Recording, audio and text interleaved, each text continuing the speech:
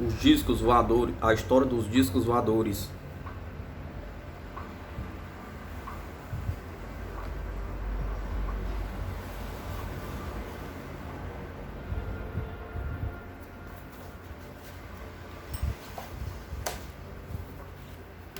O médico e físico William Gilbert, que viveu durante o reinado da rainha Elizabeth I,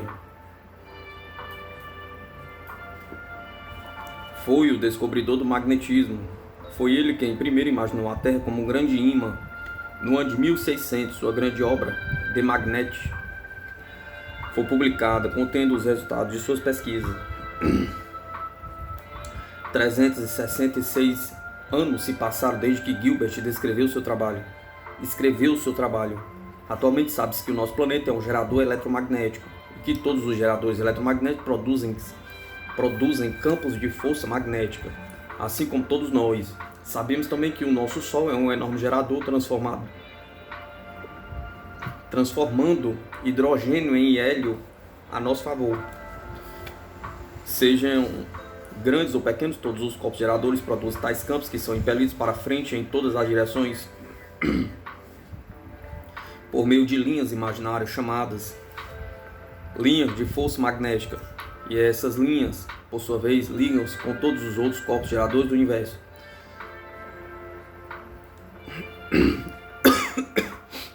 Assim como todas as suas linhas se ligam com as nossas. Isso dá a impressão de que estamos muito acompanhados, embora essas ligações sejam invisíveis.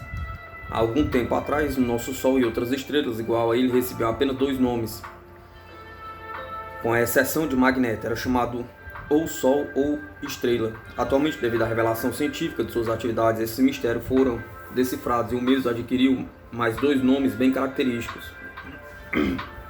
Ele é conhecido como um gerador magneto-hidrodinâmico, MHD, em forma abreviada,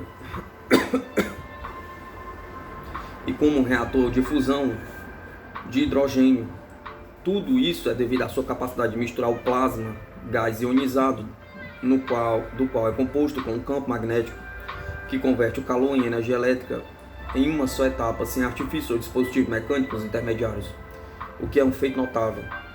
Estamos atualmente tentando reproduzir esse processo em nosso laboratório gigantesco e naturalmente estamos encontrando grandes dificuldades a cada passo. As perdas de calor dão-se através do atrito. O nosso plasma sai vagando pelo espaço existente entre as linhas de força magnética e tem que ser recuperado, do contrário, ele atrairá elétrons em demasia, perdendo assim a sua neutralidade elétrica, o que diminui a sua eficiência e pode até mesmo produzir curto-circuito nos geradores. Devemos dizer a propósito que todos esses notáveis geradores, assim como o nosso Sol, geram unicamente corrente contínua, pura e natural. Já se pensou em convertê-las em corrente alternada. Porém, isso provou-se impraticável e antieconômico, embora até o momento não tenham sido coroados de êxito os nossos esforços nesse setor. Temos certeza que esses problemas cederão ante os pacientes esforços do homem quando então a MHD será colocada em uso industrial. Além disso, pode ser de bom altrive reconsiderar o campo de corrente contínua e aprender a reconstituir as atividades do nosso Sol. A ideia de melhorar um corpo tão importante como o nosso Sol pode parecer uma pretensão muito grande.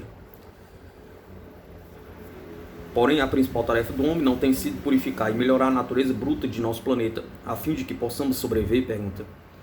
À medida que ele obtém sucesso dominando a Terra, ele vê sempre mais do que aquilo que deve ser cuidado, para a qual ele, aos poucos, mais de modo natural, amplia os seus projetos, dominando a corrente bruta sob seus pés e o domínio do gerador acima de sua cabeça, a fim de obter estabilidade e harmonia ao seu meio ambiente, e exatamente esse é o motivo de sua existência no mesmo. Como todos sabem, o Mariner 4 mostrou-nos que Marte não possui um núcleo de ferro, nem cinturões de radiação, apresenta um campo magnético muito fraco, e como gerador não tem nada de especial. Apesar disso, juntamente com a Terra e todos os outros planetas, Marte é mantida em sua trajetória espacial sobre um curso pré-estabelecido apenas pelas leis de atração e repulsão magnética. ou mais precisamente por forças magnéticas em push-pull, tão uniformemente distribuídas e se exercendo sobre todos os corpos em todo o universo que todos se conservarão em suas respectivas trajetórias. As forças push-pull exercem a mesma influência limitadora em todos os corpos sobre a Terra, também quer sejam eles animados ou inanimados. Do contrário, tudo sairia voando em todas as direções, juntamente com os abridores de lata, máquinas de lavar roupa e todas as outras coisas. As linhas de força magnética da Terra medem 1.257 linhas por centímetro quadrado de uma direção, de 1.800 por centímetro quadrado em outra direção, apesar de estarem densamente reunidas, uma não encosta na outra. Esta é uma das grandes maravilhas da natureza.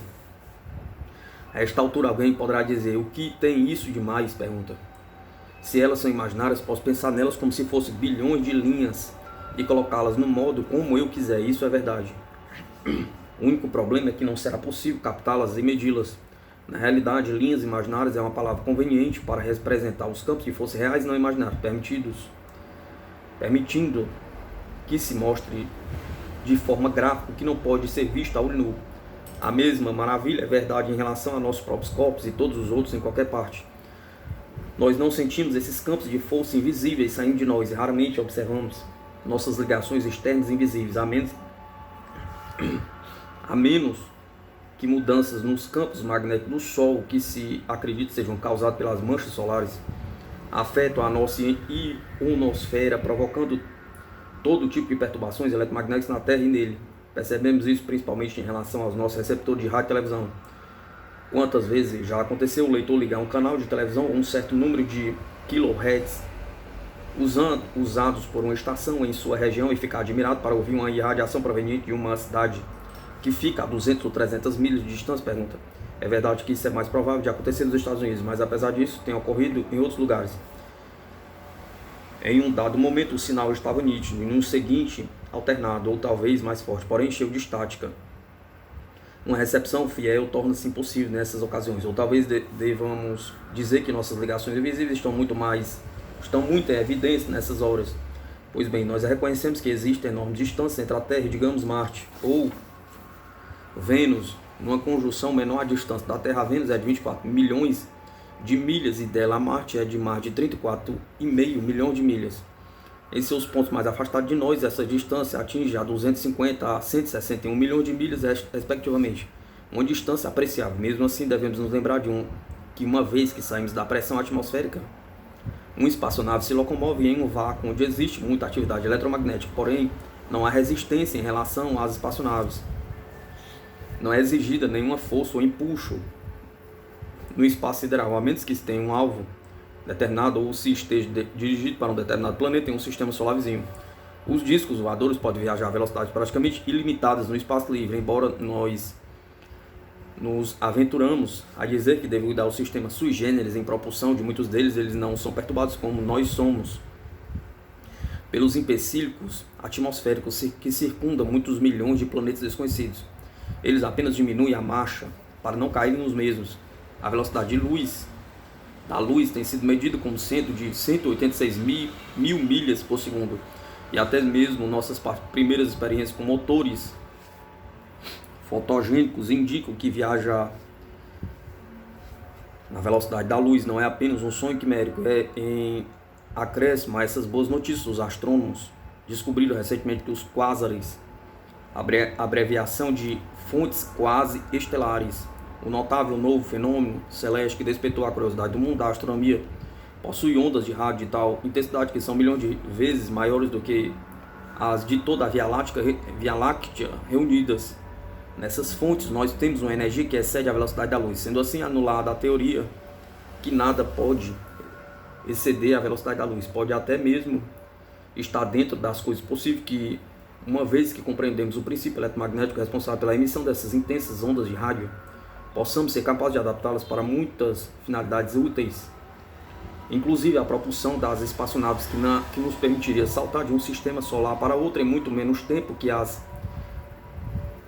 estrada de ferro britânica nos leva de Ramsgate a Londres. Com relação com os campos de força, a ortotenia É um tema altamente interessante e desconcertante. No ano de 1954, o matemático e engenheiro francês Aimé Michel descobriu que, plotando as aparições de espaçonaves ao longo de uma linha reta, ele obtinha nada menos de 5 durante um período de 24 horas. Pensava-se que essa capacidade para voar em linha reta era uma prova cabal de que os discos voadores eram controlados de forma inteligente, embora os modelos que não têm motivo para seguir esse processo também sejam dirigidos. De qualquer forma, nesse interim, Aimé Michel, juntamente com outros pesquisadores que adotaram seus processos nos Estados Unidos, Espanha e outros países, tem prosseguido com muito êxito em sua pesquisa. Esse método de pesquisa de linhas retas é conhecido como ortotemia. Aimé Michel diz: o adjetivo grego ortotenes quer dizer colocado em uma linha reta. Muitas dessas linhas retas convergem para pontos de interseção e onde elas se cruzam. Dizem que os UFOs fazem uma manobra de folha seca e depois seguem um novo alinhamento. O interessante é o fato de que essas linhas retas parece que nunca mudam suas posições, mas ao contrário, permanecem estáveis como se estivessem encaixadas como trilhos ferroviários. Se o poder do campo magnético está relacionado com a recarga dos sistemas de propulsão das espaçonaves, não é estranho que essas linhas não mudem de posição durante os períodos de aparecimento de manchas solares? Pergunta. Como e por que muitos dos discos voadores parecem seguir sempre as mesmas linhas antigas? Com um bom ou mau tempo magnético permanece um mistério. Outra coisa estranha que pode estar relacionado de alguma forma com as linhas retas de Michel é a chamada velhos caminhos que são encontrados em toda a Grã-Bretanha e foram usados pelos comerciantes de sal e estanho muito antes da chegada dos romanos. Eles foram redescobertos por Alfred Watkins, um arqueólogo amador que escreveu um livro sobre os mesmos, o que foi publicado no ano de 1922, chamado O Antigo Caminho Reto. Hoje em dia, na Inglaterra, existe uma revista chamada The Ley Hunter. Lei é uma palavra antiga que significa caminho reto. Em um artigo publicado pela Fly Saucer, James Goddard, antigo secretário de Ley Hunters Club, fez uma exposição clara sobre esses antigos caminhos e como eles podem ser redescobertos. Para os leitores interessados em seguir esse tema fascinante, fica sabendo que existe um jornal mensal, The Ley Hunter, que pode ser assinado. O senhor Goddard explicou que um lei é encontrado ligando-se por linhas retas tanto pontos assinalados quanto possível. Esses pontos marcados consistem em pedras em posição vertical, círculos de pedras, túmulos, montículos, moitas de abetos escoceses nos altos das colinas, remanescente das antigas moitas e outras marcações artificiais. Desde que se tenha achado um lei, outras marcas surgirão à medida em que o seguimos. O admirável disso é que existe uma enorme rede de leis espalhada por todo o país. Às vezes 10 deles convergem em um único ponto, onde eles se cruzam. Acha-se em geral um importante marco pré-histórico, tais como o de Avebury ou Stonehenge, foi descoberto recentemente em Warminster, onde tem havido muita atividade de discos voadores. Desde o início de 1965 foram descobertos 11 leis se cruzando nesse lugar. A propósito, o Ley Hunters está compilando o Índice Nacional de Lei, que será aumentado à medida que forem sendo descobertos outros.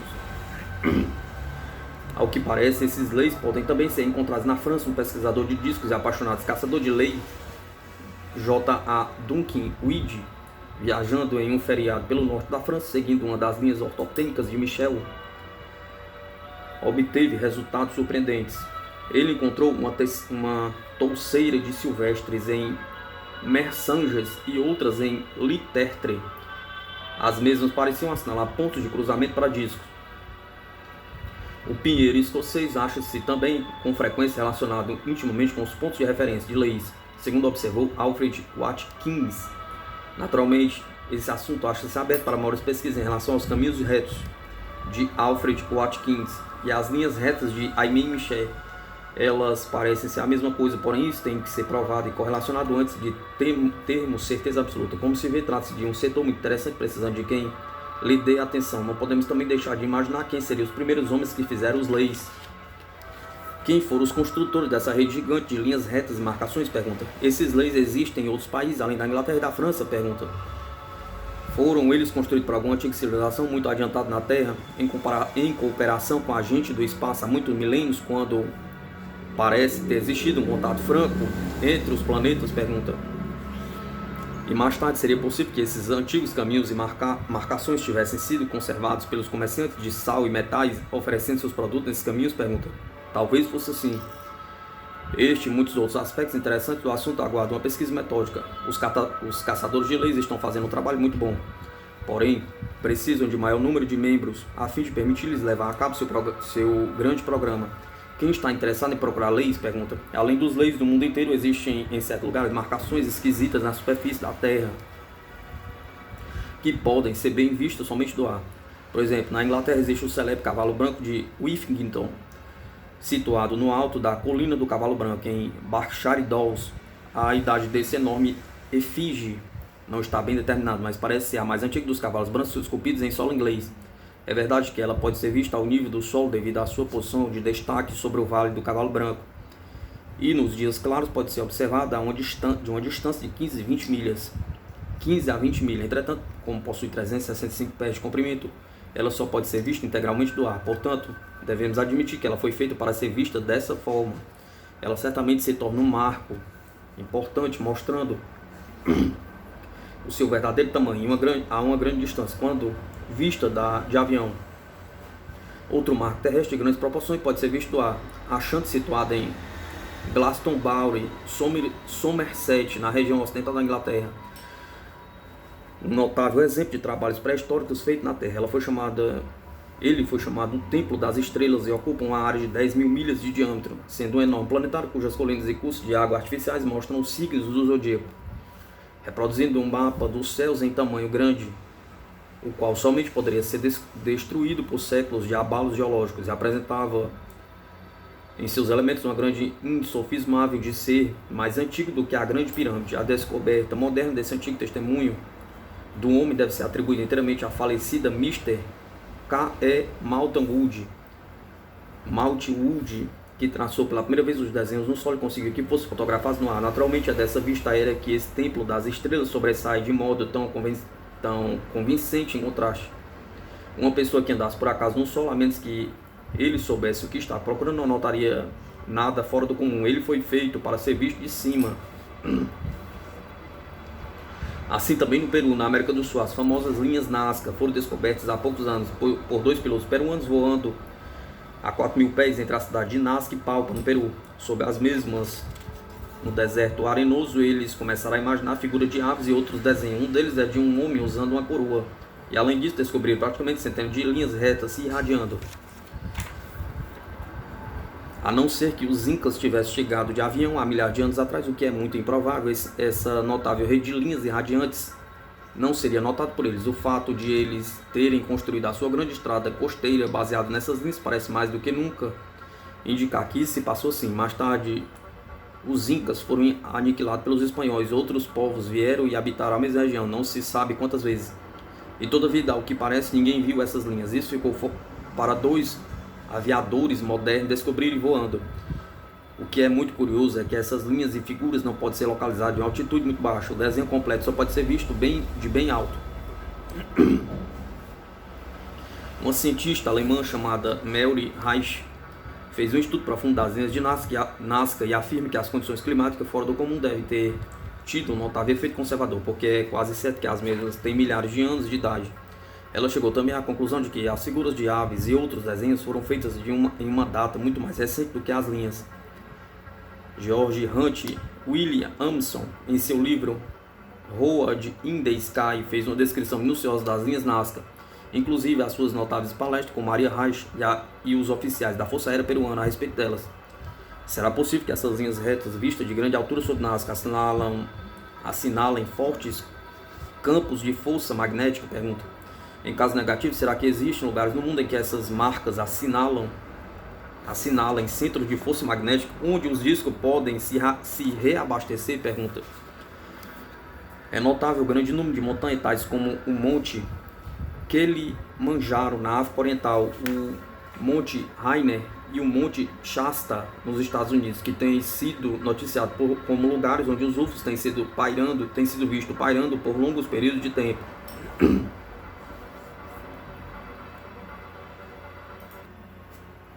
Por que convergem tantas linhas retas em Stonehenge? Pergunta. Seria este um outro centro de força? Pergunta. E por que foram as famosas pedras azuis trazidas desde Stonehenge até as colinas Preseli, na País de Gales?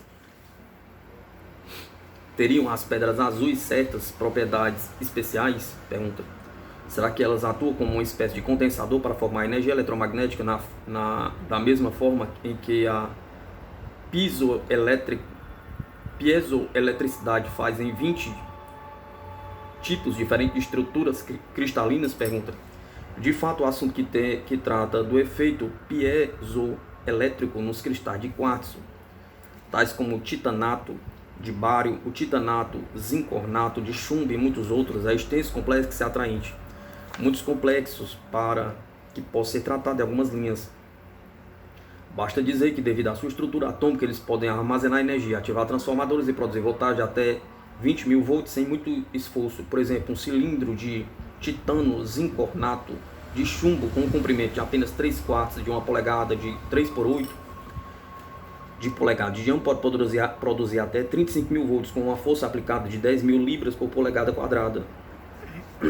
Considerando o seu volume e sua capacidade de armazenamento, é verdadeiramente fantástica.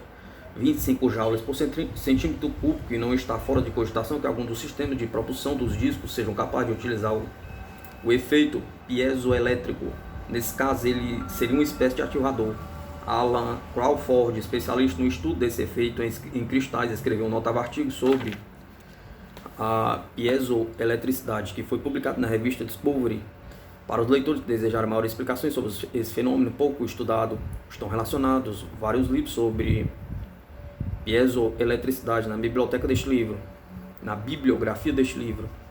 Em um capítulo anterior, nós estudamos a corrente contínua e como Tesla descobriu a maneira de evitar que o campo magnético encontrasse em colapso em seu máximo por meio do sistema polifásico e multifásico, que veio a ser conhecido como corrente alternada. A passagem de um único sentido foi transformada em passagens ilimitadas, múltiplas, não interrompidas. Isso tudo faz lembrar uma notável aparição de uma espaçonave. Mais uma vez, ficamos agradecidos ao professor Money pela sua pesquisa nesse assunto e posteriores experiências de uma natureza inteligente e engenhosa feita por Alan Watts. O Sr. Wildman estava fazendo a entrega de um carro Vauxhall novo em Swansea, no País de Gales. Durante as horas matutinas de 9 horas de fevereiro de 1962, estava quase no fim da estrada deserta em Ivinghoe, em Aston Clinton, quando reparou num objeto acima dele, branco e de forma oval, com aberturas espaçadas parecendo vigias ou respiradores. O objeto estava a uma altura de 20 ou 30 pés sobre a estrada e tinha pelo menos 40 pés de largura. Quando o carro do Sr. Wildman chegou a uma distância de 60 pés do mesmo, a potência do motor do carro baixou para 20 milhas por hora. Ele engatou a segunda marcha, pisou no acelerador até o máximo, sem nenhum resultado. O curioso é que, embora o motor diminuísse a marcha, os faróis do carro continuaram normais, sem nenhuma variação. Então o objeto, que por sinal era muito silencioso, deixou que ele se aproximasse a uma distância de 20 pés, durante 200 jardas, sem descer ainda mais. E assim caminharam juntos até chegar ao fim daquele trecho da estrada. E nesse ponto surgiu um clarão em volta do aparelho, o qual se afastou com uma incrível velocidade e desapareceu. Pedaços de gelo se acumularam no para-brisa do carro ao se afastar do disco. O Sr. Wildman não notou nenhum calor excessivo provocado pelo disco, embora o aparelho parecesse muito sólido, nem a pintura do carro foi prejudicada. Antes de prosseguirmos com o que se aprendeu com essa aparição, é preciso lembrar que os sistemas de ignição de todos os carros geram corrente contínua. Thomson sugeriu no Loughborough Bulletin britânico que a perda de potência do motor foi talvez devida ao campo magnético do aparelho, que afetou o sistema de ignição do carro.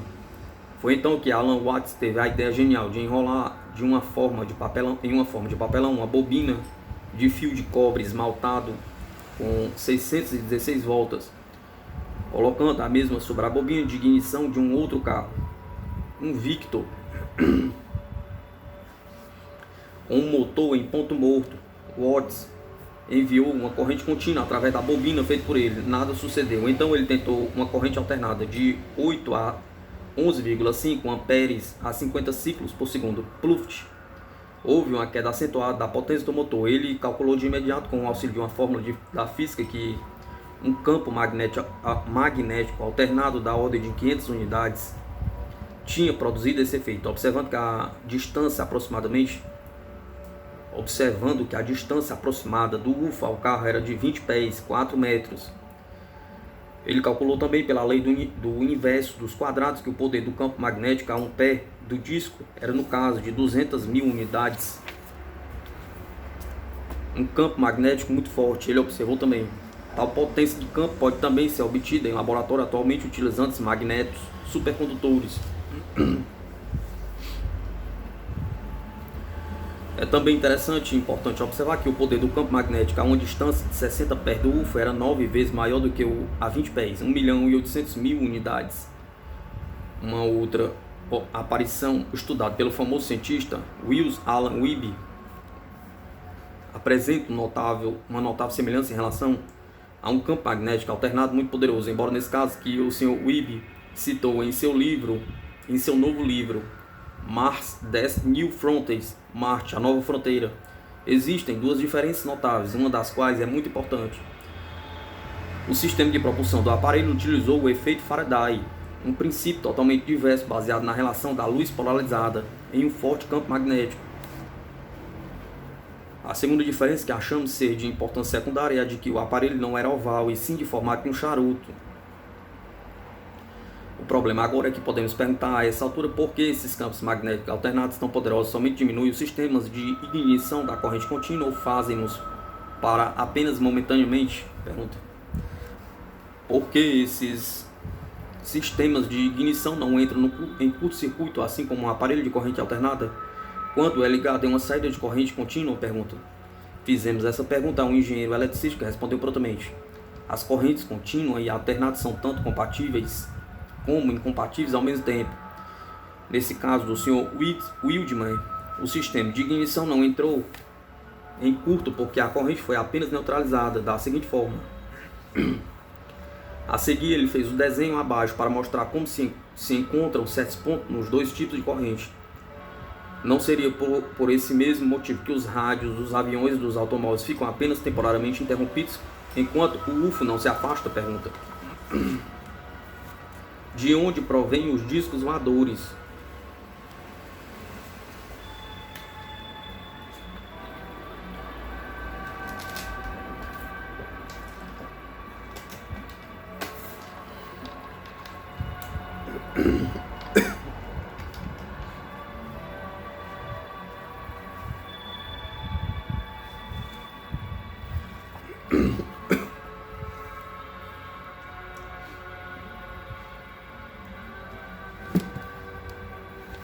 Essa pergunta, já tantas vezes feita, necessita de um bom trabalho de corte para uma dália. Aliás, dália é uma palavra fora de moda para significar a personalidade. Naturalmente, existem muitas teorias, ou melhor, havia muitas teorias atribuindo a sua origem à Lua, Marte, Vênus e outros planetas do nosso sistema solar. Entretanto, no momento em que vai para o prelo esta nossa informação, juntamente com o que já aprendemos como resultado de muitas experiências feitas com satélites, tudo isso mostra de forma irrefutável que os nossos visitantes espaciais não provêm de nosso sistema solar. Sugeriu-se também que talvez tenham sido estabelecidas bases em outros planetas para servir como etapas de viagem ou pontos de observação. É quase certo que os nossos visitantes poderiam entender melhor a Terra, inspecionando a nossa atmosfera, e teriam sem dúvida enviado técnicos para esse fim.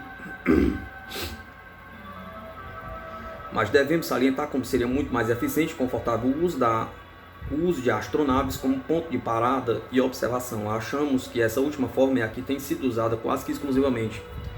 Até mesmo o famoso cientista Dr. Hermann Oberth, que todos conhecem pelo seu trabalho pioneiro com os foguetes V1 e V2 e o seu auxílio inestimável permanente como consultor, não acredito que os nossos visitantes provenham de nosso sistema solar. Após repelir a ideia de que os discos seriam aparelhos secretos tanto dos americanos como dos russos, eles sugeriram em um artigo publicado na Flying Saucer Review que eles vinham do céu, em grego, Uranus, daí a origem da hipótese uraniana. E uma vez que a nossa forma de vida não é muito provável que existem outros planetas de nosso sistema solar, seria muito mais provável que os nossos visitantes que nos evitam venham de outro sistema. Houve também um dos primeiros relatórios da Força Aérea Americana sugerindo que os discos voadores provinham do sistema estelar Wolf 359.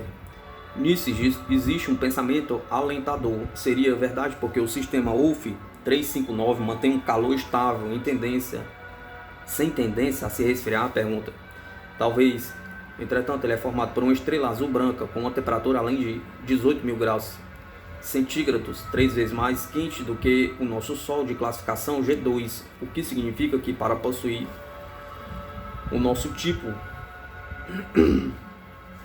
de vida, qualquer planeta que gira em torno dessa estrela deveria estar pelo menos 3 vezes mais afastado do que a Terra do seu pequeno gerador G2. A propósito, o sistema Wolf 359 e outras estrelas Wolf são assim chamadas em homenagem a um famoso cientista cujo sobrenome é Wolf. Foi apresentada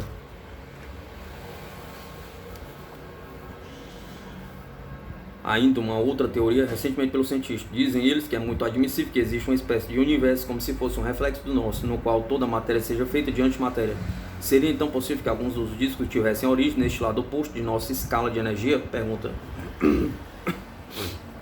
Essa hipótese nos lança em um tema altamente complexo que exigiria um nível inteiro. Entretanto, como orientação, salientamos que nós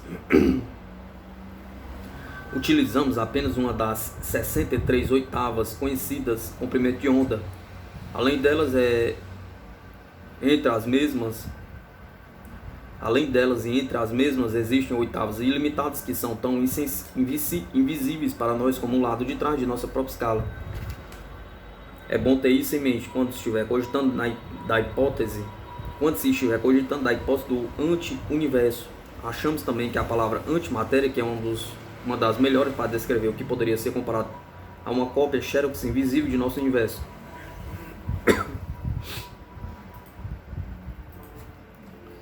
O leitor poderá estar pensando a esta altura: muito bem, se este universo refletido existe realmente, pode ser que nós sejamos a cópia do mesmo, em lugar do original. Isso poderia ser verdade, mas por outro lado não faria a menor diferença em o nosso universo. Não poderíamos nunca ter certeza de que existe algum outro e vice-versa.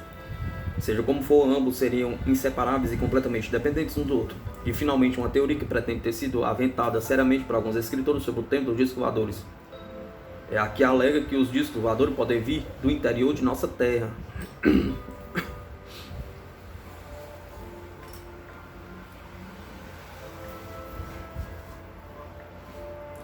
Não é preciso dizer que toda a abertura suspeita na superfície da Terra, desde os polos até o Equador, foi levada em consideração.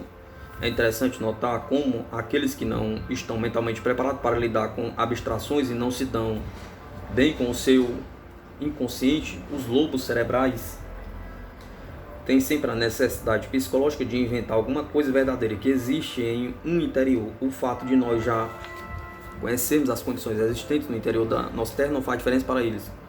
Vamos repeti-la: o núcleo da Terra é um gerador em estado de fusão, a sede de campos magnéticos variados e poderosos que se estendem até quase a superfície. Eles não são protegidos, em grande parte imprevisíveis e sujeitos a todo o capricho das manchas solares. Às vezes é quase impossível permanecer vivo na superfície devido à turbulência no interior da Terra. Então é evidente que uma raça altamente evoluída de tecnólogos seria forçada a estabilizar tanto a superfície como o interior da Terra antes de se aventurarem a estabelecer residência permanente em seu interior. Essa é a verdade, e nem mencionamos ainda que os nossos testes atômicos produziram no interior da Terra. Entretanto, assim é melhor prevenir-se com um vidro grande de aspirina.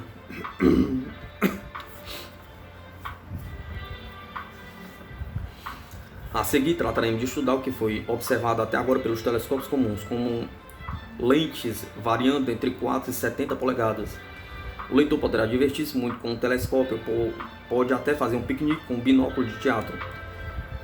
Tendo o tempo de condições favoráveis, poderá ver tudo: halos, quadrados, cruzes, paredes, luzes, triângulos, pontes, saliências e arestas, praticamente tudo. Isso se dá porque a evaporação na atmosfera da Terra faz os raios de luz oscilarem e essa oscilação, por sua vez, distorce as imagens do céu, causando o mesmo efeito de quando olhamos através de uma janela com vidro defeituoso. Além disso, muitos raios luminosos nunca penetram em nossa atmosfera. Eles são desviados segundo outros rumos. Outros são absorvidos pelas partículas de pó e convertidos em calor. De fato, um telescópio pode ser um ótimo passatempo. Devido a essas dificuldades somadas à nossa posição na galáxia, estamos localizados apenas a um terço do seu centro congestionado, cuja visão pode ser comparada com a de um terceiro andar, a qual, por uma questão de exatidão, passamos a depender do radiotelescópio, auxiliados por uma câmera de análise espectroscópica. Tudo isso funciona muito bem, tendo em vista as dificuldades inerentes. Seja como for, mesmo com esses recursos, é bastante substancial o que tem sido visto, começando com J. Madler, um selenógrafo famoso e conservador, que publicou um mapa da Lua já em 1837. Temos um quadrado nas margens da Mare Frigoris, que ele calculou medir 65 milhas de comprimento e estava pontilhado com uma cruz branca perfeita no meio. Essa visão do quadrado foi confirmada por outro famoso selenógrafo, E. Neilson, que o descreveu como tendo 65 milhas de comprimento, uma milha de largura a cerca de 250 a 350 pés de altura. Mas ao que parece não viu nenhuma cruz. O mesmo aconteceu com o reverendo T.W. Quibb. Mas isso é estranho, porque em seu livro Corpos Celestes ele apenas acrescentou a observação que as paredes tinham uma milha ou mais de espessura. Atualmente os nossos astrônomos que usam telescópios devem se sentir com muita sorte quando veem apenas 3 lados do quadrado. Um dos lados desapareceu. Em julho de 1956, o falecido John O'Neill, antigo editor científico de The New York Herald Tribune, observou por meio de um telescópio de 4 polegadas com um poder de 250 aumentos, o que descreveu como um arco natural gigantesco, medindo 12 milhas de um frontão ao outro. Um mês mais tarde, o famoso astrônomo britânico, o falecido Dr. H.P. Wilkins, utilizando um telescópio refletor de 60 polegadas no observatório de Monte Wilson, viu o arco sobre a Mare Crisium, mas salientou que o mesmo tinha apenas 2 milhas de largura. A diferença foi devido ao tamanho dos telescópios. Ele explicou também que devido ao instrumento de O'Neill ser muito menos poderoso, que ele confundira com a luz solar passando sobre o ar, não passava de sombra produzida por 2 elevações do terreno.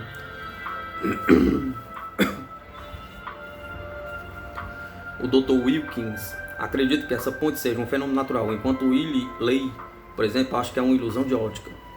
E apesar do fato do Dr. Wilkins ter avistado um UFO sobre o Monte Etna e outros 3 durante um voo numa linha comercial dos Estados Unidos, ele talvez tenha achado que eles provinham de outras partes distantes da galáxia, embora não excluísse a possibilidade de encontrar forma de vida em Marte ou Vênus. Além disso, após muitos anos de estudo, ele chegou à conclusão de que a Lua era estéril e o Ranger provou que ele estava certo. Considerando toda a informação transmitida para nós da Lua, não é surpreendente que tenha sido observado um perfil avermelhado em torno da cratera Alfonso, no observatório da Crimeia, no dia 3 de novembro de 1958, pelo cientista soviético Nikolai Rozirev, que obteve 20 fotografias de uma erupção vulcânica. O Dr. Wilkins localizou também um vulcão na Lua, e isso foi noticiado no Daily Telegraph de Londres no dia 20 de novembro desse ano. No mês de abril seguinte, em 1959, o Dr. Harold C. Urey, ganhador do Prêmio Nobel e autoridade em Química Estelar, anunciou que a Lua, que durante tanto tempo tinha sido considerada como um satélite sem vida, poderia realmente ser um corpo ativo, com um interior quente e uma superfície sujeita a erupções. Como todos sabem, a reunião dos dados e fotos enviadas recentemente pelo Ranger provou que o Dr. Urey estava certo. A Lua não só possui um núcleo em fusão com a Terra, com campos magnéticos variáveis, mas também a sua superfície é ainda mais imprevisível do que a nossa, devido ao fato de atrair todo o lixo do espaço em sua vizinhança, além de da proteção que a Terra recebe dos cinturões Van Allen. A Lua auxilia tem uma espécie de capacidade de caçar minas, recebendo uma queda constante de meteoros em sua superfície, sem receber nenhum auxílio de seu turbulento interior. Essa atividade é incessante.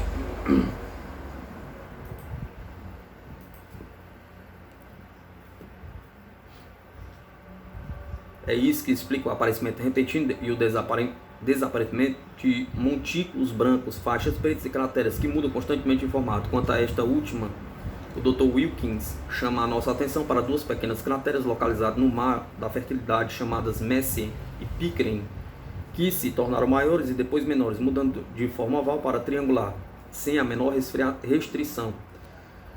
Como se isso não bastasse para um pequeno satélite medindo apenas 2,160 milhas de diâmetro, ele deve também enfrentar ventos solares fortes, correntes eletromagnéticas provenientes do Sol, que atravessam a tenue atmosfera da Lua, provocando a sua luminosidade primeiro em um ponto e depois em outro. Temos assim outra vez os efeitos da aurora boreal, pelo menos pelos mesmos motivos. Isso explica porque os picos montanhosos vulcânicos se iluminam de repente, depois escurecem, brilham de novo e assim por diante, dependendo do grau de pressão acumulado pelos ventos solares. Marte é chamado planeta vermelho porque 2/3 do mesmo tem apresentado sempre a coloração rosa e alaranjado. Os motivos para essa cor devem ser investigados de tempos em tempos. Além da teoria da oxidação da superfície ferrosa, aventada há algumas décadas, nós sabemos com certeza que os raios azuis têm uma tendência de se espalhar em profusão e são extraídos e absorvidos pela atmosfera da Terra, sendo por isso que o nosso céu parece azul, fazendo com que os planetas e outras estrelas em nossa galáxia pareçam ser um pouco mais vermelhos do que realmente são, baseado em que os raios azuis são absorvidos aqui embaixo. Nós não tínhamos outro motivo para isso, ou pelo menos não ocorreu nenhum, até serem recebidos os dados e fotos de Mariner 4. Ficamos sabendo que a densidade atmosférica é de apenas 1 ou 2% daquela da Terra, com apenas traços de vapor d'água, e que os principais gases encontrados foram dióxido de carbono, nitrogênio e 8% de argônio. Existem outros gases em menores proporções, e desconfiamos que um desses possa ser o nosso velho conhecido, o Neon. Descobrimos também que a superfície de Marte é exatamente ou quase igual à da Lua, com a diferença de que não possui núcleo em fusão e nem campos magnéticos turbulentos, variáveis com os quais tem que lutar. De fato, o seu campo magnético é muito fraco. Todavia, ele tem recebido lixo do espaço diretamente em sua superfície durante milhões de anos. Assim como a Lua, ele não tem proteção contra isso, é também varrido pelos ventos solares, e nós sugerimos que a pressão dessas correntes eletromagnéticas, das quais poderá haver um pouco de neon e outros gases, além dos três principais, favorece o aparecimento da coloração rosa e alaranjada. Desde o ano de 1877, quando Giovanni Schiaparelli descobriu linhas da superfície marciana, as quais ele chamou de canais. Tem havido muito poucos cientistas e astrônomos amadores que tenham firmemente acreditado que houvesse canais em Marte, sejam naturais ou construídos por seres altamente inteligentes, para fins de irrigação. Alguns chegaram a ponto de imaginar uma situação muito delicada, na qual esses seres estariam lutando desesperadamente para sobreviver em um planeta que se requeria a olhos vistos. Em um planeta que se ressequia a olhos vistos. Um desses foi o famoso professor Percival Lowell, cujo nome foi dado ao observatório de Flagstaff, do Arizona. Ele chegou a concluir que certos pontos pretos onde as linhas se cruzavam poderiam ser cidades marcianas. Atualmente poderia parecer que o astrônomo francês Eugène Antoniadi estava talvez com a razão quando sugeriu em 1929 que os canais eram apenas ilusões de óptica, criadas pela dificuldade de se ver ao longe através de nossa densa atmosfera. Não bastante, outros afirmam que toda a atividade urbana em Marte se realiza abaixo de sua superfície. Existe até mesmo uma teoria dizendo que a camada externa, fotografada por Marine 4, é na realidade uma abóbada erguida muitas milhas acima da verdadeira superfície de Marte, indicando a existência de uma raça de tecnólogos capazes de produzir luz artificial em grande escala, a fabricação de oxigênio e assim por diante, até ao infinito. Se não fosse a pergunta embaraçosa sobre a porcentagem de gases que compõem a tenue atmosfera de Marte, aliada à notável escassez de vapor d'água, seria possível imaginar-se realmente uma raça de seres vivendo embaixo da superfície de um planeta.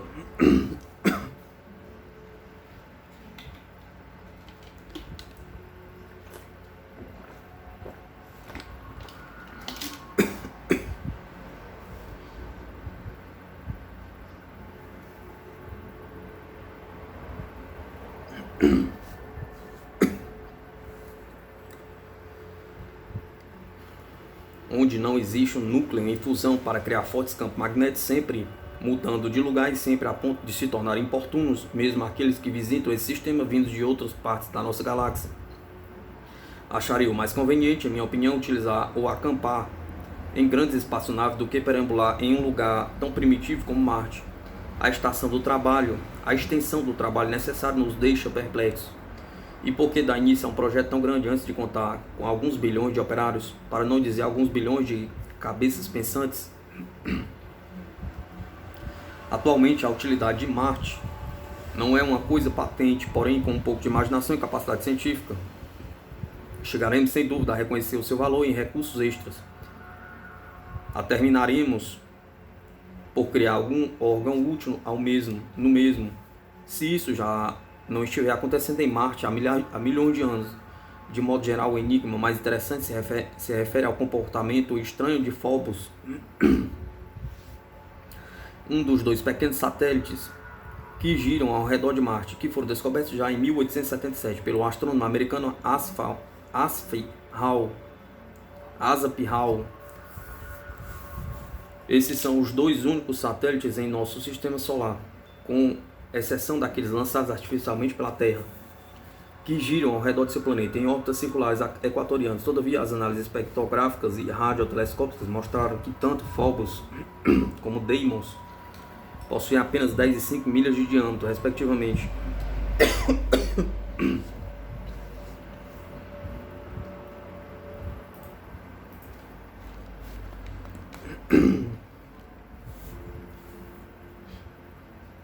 E são compostos de rocha vulcânica. Deimos gira em torno de Marte a distância respeitável de 14.600 milhas, ao passo que Phobos a faz a 5.800 milhas.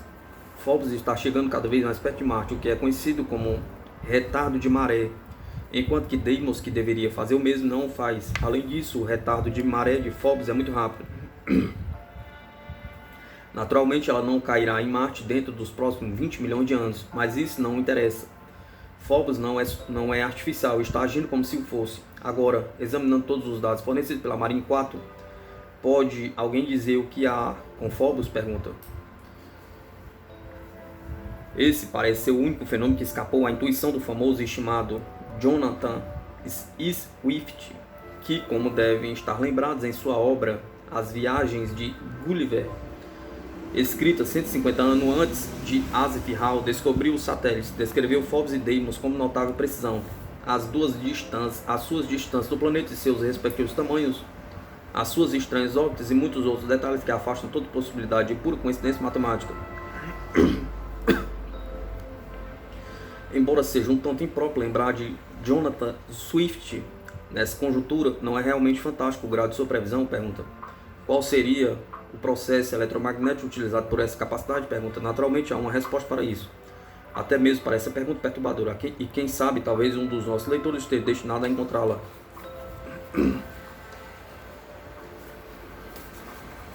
A história dos discos voadores.